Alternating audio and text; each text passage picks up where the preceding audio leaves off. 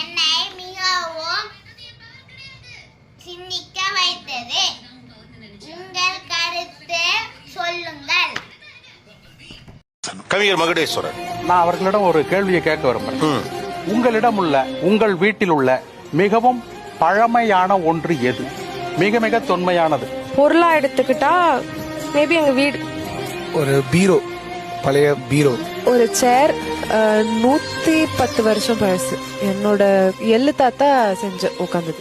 எங்க வீட்ல இருக்க fan 100 years old. Wall clock 50 years ma'am. இந்த பழம் பொருளை உடைத்து விடலாமா, அழித்து விடலாமா? தேவையற்றதா? கண்டிப்பா இல்ல, கண்டிப்பா வேணும்.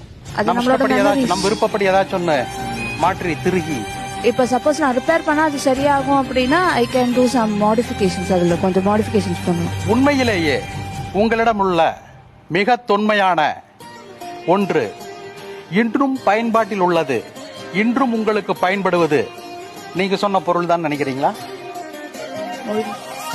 மொழிதான் மிகச்சரியான விடை.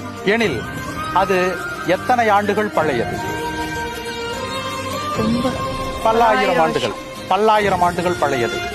உறுதியாக அந்த மொழியில் உள்ள ஒரு சொல் உங்களுடைய 100 தலைமுறை 1000 தலைமுறை பெரியோன் ஒருவன் உருவாக்கிய ஒரு சொல்லாக இருக்கலாம்.